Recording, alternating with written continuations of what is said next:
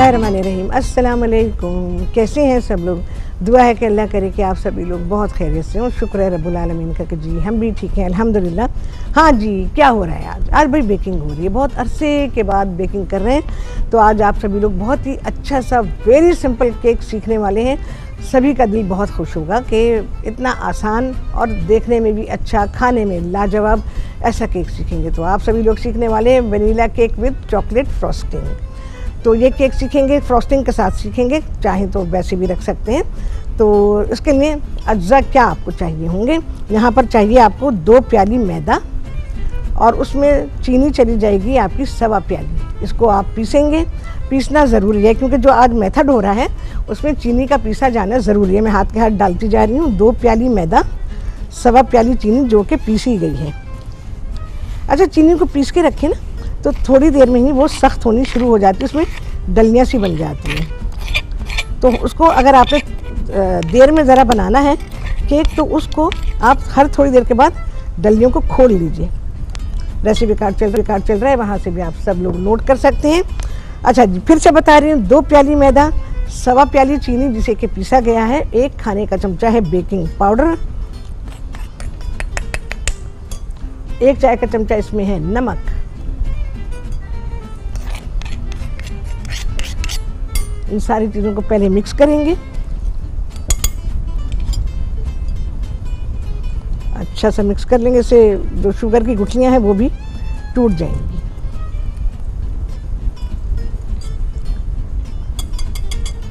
ठीक है जी। अच्छा, इसको मैं करती हूँ ज़रा साइड पे। यहाँ मेरे पास है 1 प्याली दूध, 1 चाय का चमचा वेनिला एसेंस, आधी प्याली या 100 ग्राम 100 ग्राम से 125 ग्राम तक ले सकते हैं। अच्छा, क्या होता है प्याली में, मैं अगर बताऊं आपको तो प्याली में नापना ज़रा मुश्किल हो जाता है। तो मक्खन आप वज़न से ही बाज़ार से ख़रीदें। तो 100 ग्राम इसमें मक्खन जा रहा है। इसको कि मेल्ट किया गया है, लेकिन इतना मेल्ट नहीं करेंगे, इसको सॉफ्ट होना चाहिए। ये ज़रा ज़्यादा मेल्ट हो गया। मक्खन नरम होना चाहिए, बिल्कुल नरम होना चाहिए। और 2 अदद अंडे चाहिए होंगे। तो इसमें मैं अंडे तोड़ लूँगी।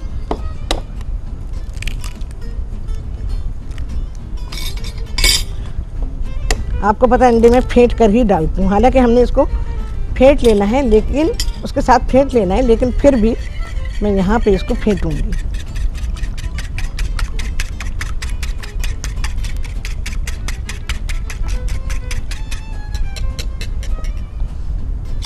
एक चाय का चमचा है इसमें वेनिला एसेंस। सारी चीज़ें दूध में ही जानी है, दूध में डाल रही हूँ मैं। ये 2 फेंटे हुए अंडे, इनको ज़रा मिक्स कर लूँ।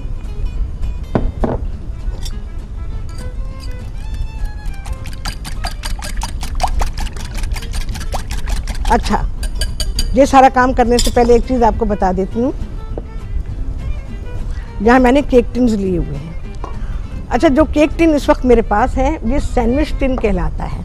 ठीक है, यूजुअली मैं पसंद नहीं करती हूँ सैंडविच टिन में केक बनाना। वो इसलिए कि वो 2 हिस्सों में केक बनता है और बाज़ दफ़ा वो सही बेक नहीं हो पाता, तो लोगों को मुश्किल होती है। मेरे साथ भी हुआ है ऐसा, क्योंकि मैंने जब रखवाया केक, मैंने अपने हाथ से नहीं रखा था, रखवाया था मैंने, तो फिर ये ऊंचा नीचा हो जाता है। अच्छा, इसके अलावा क्या किया है मैंने, उसको ग्रीस किया हुआ है और बटर पेपर लगाया हुआ है। ठीक है, तो ये एक केक बनाने के लिए हमें 2 टिन्स चाहिए होंगे। 8 इंच का ये पैन है, इसके अंदर हम ये केक बनाएंगे। अच्छा, अगर आपके पास ज़रा सा बड़ा पैन है, चाहे वो गोल है चाहे वो चौकोर है, 9 या 10 इंच का है, तो उसमें आप पूरा बैटर डाल सकते हैं। लेकिन ये हम सैंडविच में बना रहे हैं, तो इस वजह से मैं इसको 2 हिस्सों में तकसीम करूँगी, यानी बराबर के 2 टिन हैं। ये जो बैटर है बराबर का हम दोनों टिन्स में डाल देंगे। ठीक है, लेकिन अगर आपके पास इससे बड़ा पैन है तो फिर आप एक ही में डाल दीजिएगा, तो ये झंझट आपके पास नहीं होगा कि जी 2 हिस्सों में आप केक को बेक कर रहे हैं। और अगर उससे छोटे वाले पैन है तो फिर क्या करेंगे, फिर भी आपको अगर छोटे पैन है तो फिर भी आपको इसको 2 हिस्सों में बेक करना पड़ेगा। अगर एक हिस्से में करेंगे तो केक आपको बहुत टाइम ले लेगा और फिर उसके लिए उतनी स्पेस नहीं होगी जितनी स्पेस केक को बनाने के लिए चाहिए, केक को उठने के लिए चाहिए, यानी रेज होने के लिए चाहिए, उसे मिल नहीं पाएगी। तो इस वजह से केक के टिन को सेलेक्ट करते हुए हमेशा ध्यान रखेंगे। अच्छा जी, यहाँ पर मेरे पास ये 2 प्याली मैदा, जिसमें कि मैंने बार बार, कितनी बार, 3 बार तो रिपीट कर चुकी हूँ अभी तक। 2 प्याली मैदा है, 1.25 प्याली चीनी है, चीनी को पीसा गया है, 1 खाने का चमचा इसमें है बेकिंग पाउडर और 1 चाय का चमचा इसमें है नमक। अब क्या करूँगी मैं, ये जो अंडे का मिक्सचर है, अंडे, दूध और वनीला एसेंस, ये इसमें डाल दूँगी। बहुत ही इजी मेथड का केक है ये। अच्छा, मक्खन नरम होना चाहिए, मेरा मेल्ट हो गया है, तो ये 100 ग्राम मक्खन है। इसको मिक्स करेंगे और बस ये मिक्स करने के बाद आधा आधा ये वाला मिक्सचर दोनों टिन्स में बराबर तकसीम करके इसे हम बेक करने रखेंगे। अवन का टेम्परेचर है 180 डिग्री सेंटीग्रेड। मेरे स्टोन अवन में अगर आप इसको बनाना चाहते हैं तो फिर आप उसको मीडियम हीट पे रखेंगे और आधे घंटे पहले चूल्हे पे रख देंगे। बिल्कुल इसी तरह से इलेक्ट्रिक अवन यूज़ कर रहे हैं या आपका गैस अवन है, उनको भी आपने आधे घंटे पहले, अवन एटलीस्ट आधे घंटे पहले ज़रूर गर्म होना चाहिए, क्योंकि शुरू में जो चीज़ हम बेक करते हैं ना, उसके लिए अवन अच्छा गर्म होना चाहिए। अगर वो अच्छा गर्म नहीं होगा तो केक आपका नहीं बन पाएगा सही से। एक केक बन जाने के बाद अवन का टेम्परेचर बहुत ही अच्छा हो जाता है, तो इसलिए पहली दफ़ा में ही उसको आधे घंटे पहले गर्म करें। चलो भाई, ये हुआ।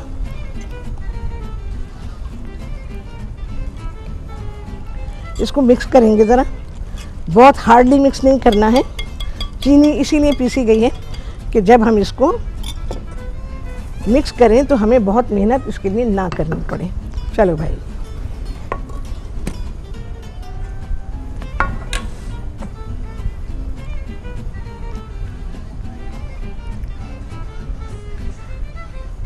दोनों को बिल्कुल नाप के डालेंगे। नाप से मतलब ये है कि अंदाज़ा कर लें कि कितना आ रहा है।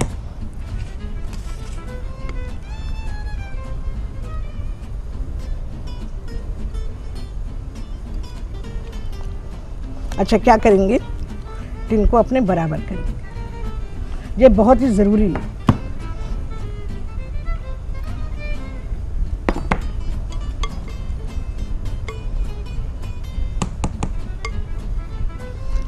बस अब ये प्री हीटेड अवन में चला जाएगा बेक होने के लिए। और सबके अवन में थोड़ा थोड़ा डिफरेंस आता है टाइम का, तो टाइम जो है वो आप देख लीजिएगा। 15 मिनट से पहले अवन को ना खोलिएगा, क्योंकि अगर आप पहले खोलेंगे तो टेम्परेचर उसका गड़बड़ होगा और आपका केक ख़राबी आ सकती है, यानी उठने में, उसके रेज़ होने में ख़राबी आ सकती है। चलो भाई, ये हुआ।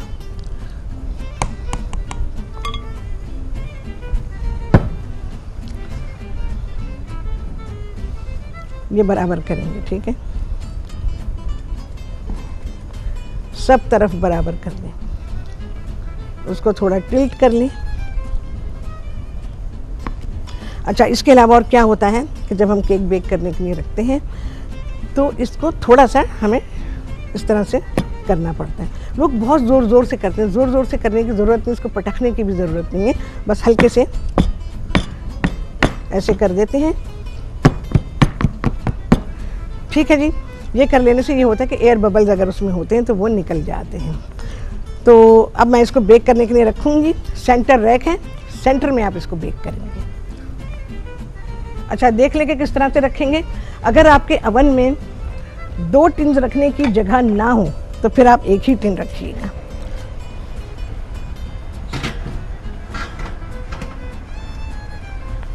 कल मैंने खुद से नहीं रखा, मतलब मैं जब इसको मैंने अभी बेक किया है, मैंने खुद से नहीं रखा, जिसने भी रखा उसने ध्यान नहीं दिया। देख ले जी इसको, ठीक है, तो मैंने खुद से नहीं रखा, अब उन्होंने ध्यान नहीं दिया, क्योंकि जो रैक होता है उसमें आपको पता है तार इस तरह से लगे होते हैं और ऐसे भी लगे होते हैं, तो वो ऊंचा नीचा हो गया, और वो ऊंचा नीचा हुआ तो एक साइड से हमारा केक जो था वो थोड़ा पतला रह गया, थोड़ा मोटा हो गया। तो ये सारी चीज़ें ध्यान देने की होती हैं। अभी मैंने उसको बिल्कुल बराबर रखा है क्योंकि अपने हाथ से रखा है मैंने। तो ये सारी चीज़ें तजर्बे की बातें हैं। अगर हम ना तजर्बेकार लोगों से काम करवाते हैं तो काम में बिगाड़ ज़रूर आता है। तो आज जो हमारा केक है वो ज़रूर आपको ऐसा नज़र आएगा, लेकिन मैं फिर बताऊंगी कि अगर ऐसा हो जाता है तो आप क्या करेंगे, ठीक है ना, उसको बराबर करना होगा हमें।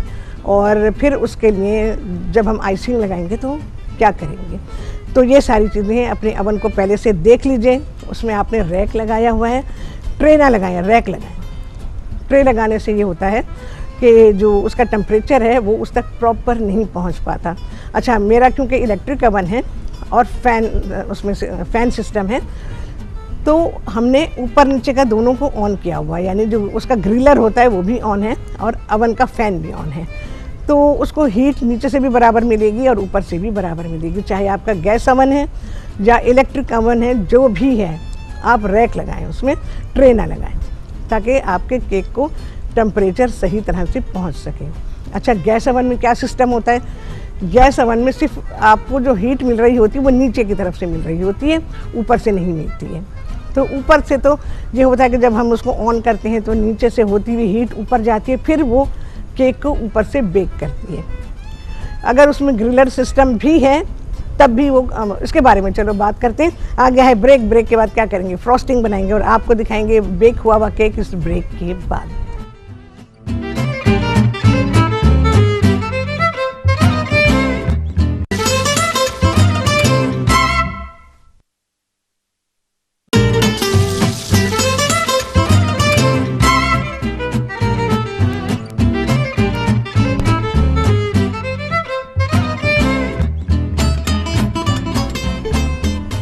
जी, वापसी हो गई है ब्रेक से और आप सभी को कहती हूँ बहुत ही खुशामदीद अपने प्रोग्राम में।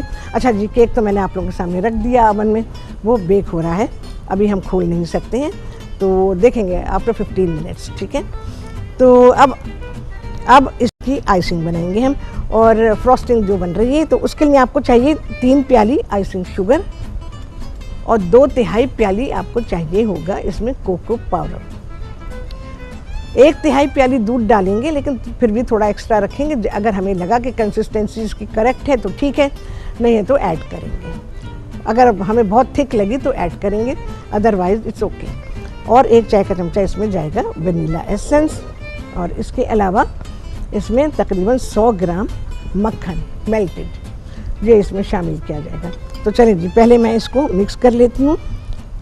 कोको पाउडर और आइसिंग शुगर है, मशीन का ऐसा इस्तेमाल नहीं है, लेकिन इसमें करना चाहें तो आप कर सकते हैं। मैंने आज लगाई नहीं मशीन, केक में भी ऐसा ज़रूरत नहीं थी। अच्छा, लंप फ्री होनी चाहिए आपकी आइसिंग,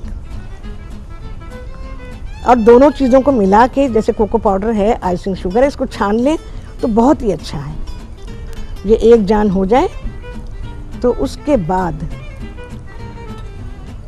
मैं इसमें बकिया चीज़ें डालूंगी। अरे एक चीज़ मुझे याद आई, अगर पिंच ऑफ सॉल्ट हम चॉकलेट में डाल देते हैं ना, तो चॉकलेट का फ्लेवर बहुत ही इन्हांस हो जाता है। नमक देना मुझे, मैं इसमें ऐड करूँगी। चॉकलेट को सॉल्ट बहुत ही कॉम्प्लीमेंट करता है।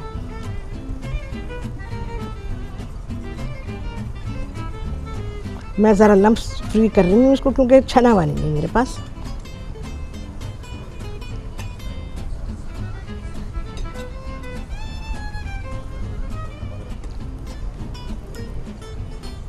आप देख रहे हैं मैं किस तरह से इसको मिक्स कर रही हूँ, देखें, ये दिखाएं जी।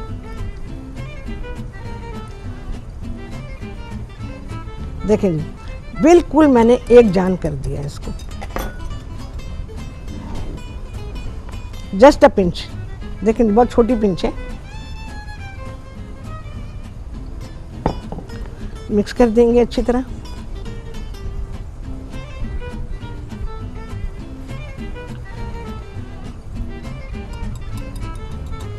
अच्छा जी, अब जा रहा है दूध इसमें, सारा नहीं जाएगा, थोड़ा सा डालूंगी, ज़रूरत पड़ी तो हम ऐड करेंगे, वरना ऐसे चल जाएगा भाई। वनीला एसेंस 1 चाय का चमचा,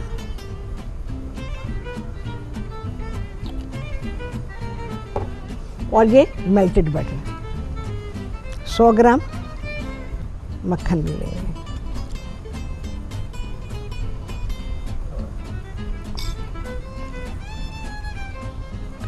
सारी चीज़ों को, ये जो हमारा रबर स्पैचुला होता है ना, इससे निकाल लिया करें। देखो कितना निकला है मक्खन।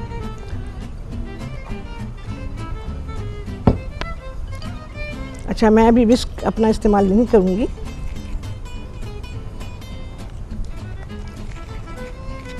पहले स्पून के साथ करेंगे, आसानी रहती है, इस तरह से काम सिमटा रहता है, फैलावा नहीं होता।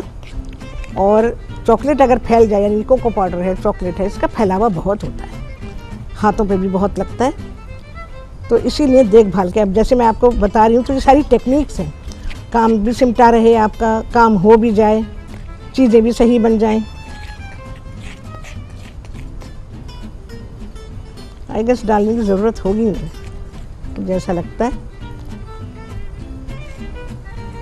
मिक्स बहुत अच्छा करेंगे इसको, इसमें कोई मसला नहीं है। ज़्यादा मिक्स अगर कर लें आप, ज़्यादा मिक्सिंग से मतलब ये है कि अगर आप देर तक इसे मिक्स करते हैं तो कोई मसला नहीं है।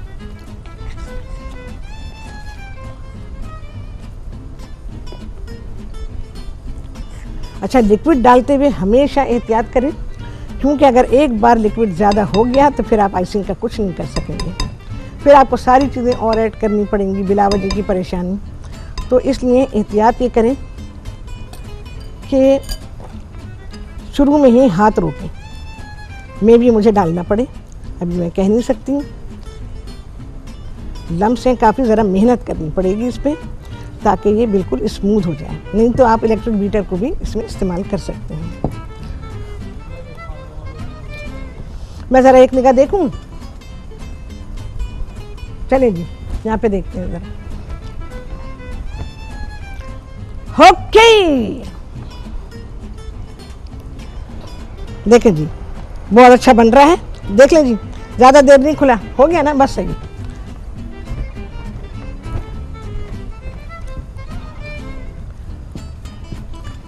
अच्छा, अवन में अगर आपके स्पेस ना हो तो फिर आप 2 टिन मत रखिएगा, फिर वो टेढ़ा होगा, फिर वही मसला आएगा। तो आप एक ही टिन रखिएगा, लेकिन अगर एक ही टिन में आप बेक कर रहे हैं तो फिर तो कोई मसला नहीं है।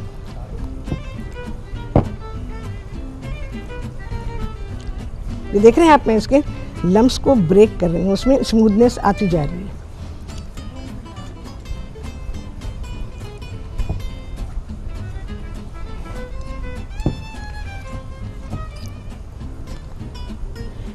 देखें जी, कितनी अच्छी आइसिंग बन रही है, ये देखिए।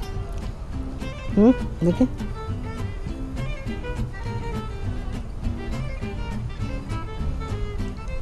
ये देखें जी, बेहतरीन स्प्रेडेबल कंसिस्टेंसी बन रही है उसकी। ये आइसिंग पहले से बना के रख सकते हैं आप, और फिर केक बेक कर लीजिए। तो जब केक बेक होके निकलेगा, कंप्लीटली कूल हो जाए, फिर आप अपनी आइसिंग स्प्रेड कर सकते हैं। आप सैंडविच करके कर सकते हैं, आप इसको बीच में से वैसे कट कर लें। अगर आपने एक ही केक बेक किया है तो फिर आप उसको सेंटर से कट करें और सेंटर में थोड़ी लगा दें, बकिया बाहर लगा दें।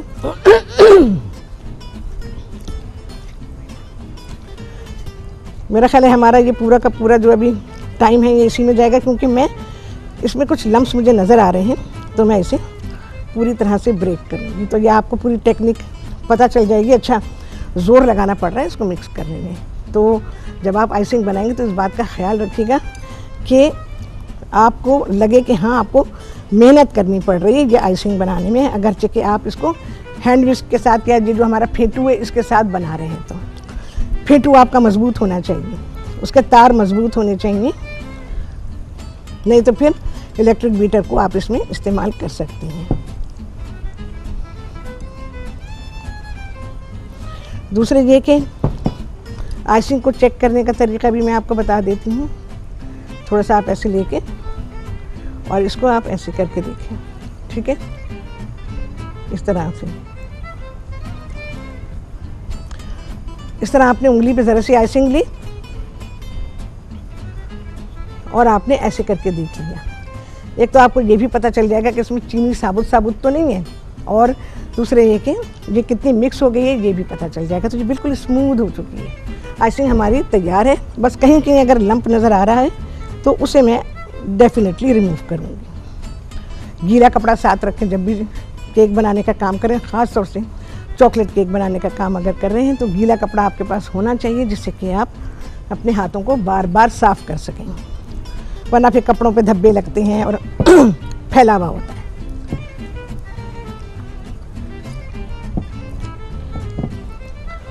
आप इस तरह ब्रेक कर सकते हैं सारे लम्स, हाथ से अगर काम हो रहा है तो। अच्छा, दूसरी बात ये कि अगर हम इलेक्ट्रिक बीटर को इस्तेमाल करते भी हैं तो पता है क्या होगा इसमें एयर बबल आ सकते हैं, इसलिए मैं इसको हाथ से कर रही हूँ। हमें इसमें एयर बबल नहीं चाहिए क्योंकि वो ज़्यादा स्पीड में चलेगी, उसमें एयर आएगी, आइसिंग में एयर आ जाएगी। तो इस वजह से मैं ये काम हाथ से कर रही हूँ, क्योंकि हमें इसमें एयर नहीं चाहिए। हम फ्रेश क्रीम के साथ या विपिंग क्रीम के साथ काम नहीं कर रहे हैं। विपिंग क्रीम अगर हम कर रहे हैं तो फिर तो हमें मशीन चाहिए, फिर तो हाथ से काम नहीं होगा। लेकिन इस किस्म की आइसिंग को हाथ से ही बनाएंगे तो आपकी आइसिंग बिल्कुल सही बनेगी और उसमें लम्स नहीं होंगे, एयर बबल नहीं आएंगे। चलो भाई, कितनी देर है ब्रेक में? ओके, बस मैं इसको मिक्स ही करूँगी और जब हम ब्रेक से वापस आएंगे ना तो बकिया काम हम करेंगे। केक का तो मैं आपको बताऊँगी केक के बारे में, जो हमारे पास बेक हुआ रखा हुआ है, और बस इसको हम आइस करेंगे, फ्रोस्ट करेंगे, और फिर इस केक को आप ब्रेकफास्ट में सर्व कर सकते हैं एज अ ब्रेकफास्ट केक। इसके अलावा चाय के साथ दे सकते हैं, कॉफ़ी के साथ दे सकते हैं, और एज अ डेजर्ट भी सर्व कर सकते हैं खाने के बाद। यानी होता है ना भाई, कुछ मीठा है या फिर खाने के बाद कॉफ़ी भी चाहिए होती है। अच्छा जी, आ गया है ब्रेक। ब्रेक के बाद हम अपना केक फ्रोस्ट करेंगे और आप सभी देखेंगे ब्रेक के बाद।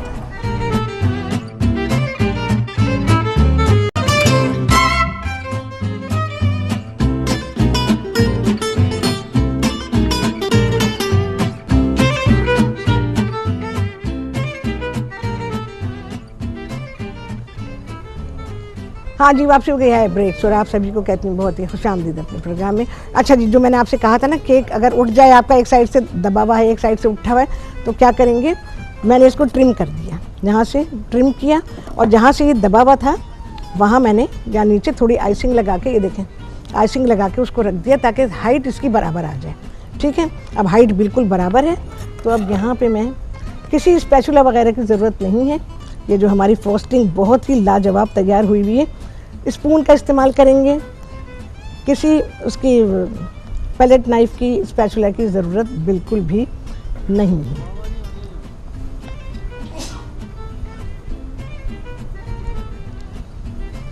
चमचे से ही इतनी अच्छी आइसिंग हो जाती है कि आपको ज़रूरत नहीं कि आप कोई और टूल इसमें इस्तेमाल करें।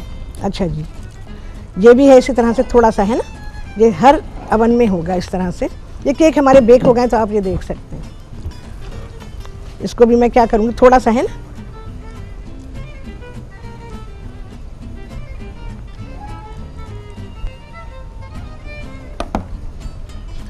इसको भी मैं लगा दूंगी, यहीं पर ही लगा दूंगी। केक हमारा बिल्कुल बैलेंस आ जाएगा। और अब ये जो साइड है हमारी इस तरह से आएगी, इसको अब साइड डाउन कर देंगे। जो पेपर लगाया हुआ है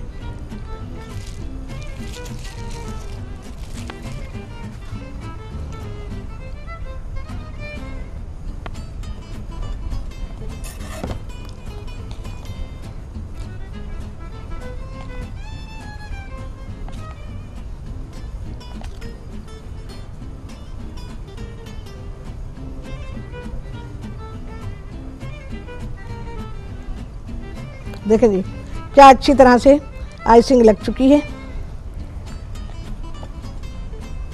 चॉकलेट केक वैसे बहुत फाइन नहीं अच्छे लगते, थोड़े रफ रफ होने चाहिए। सिर्फ स्पून के साथ ही सारा काम हो रहा है, कोई हमें स्पैचुला की ज़रूरत नहीं है। इसको तो मैं अभी उतार लूँगी इस पर से।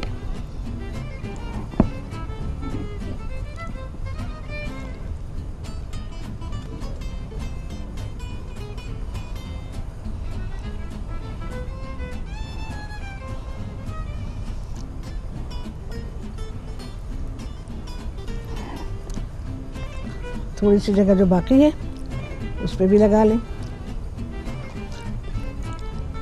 स्पून आपका बहुत अच्छा टूल होता है केक को आइस करने के लिए।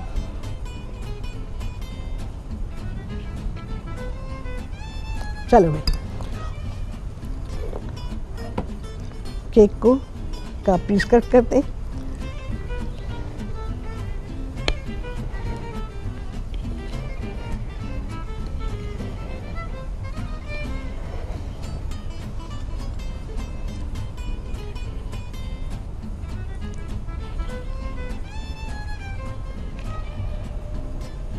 चलो जी, बस मैं इसका पीस कट करती हूँ और पीस कट किया हुआ केक आपके सामने आएगा ब्रेक के बाद।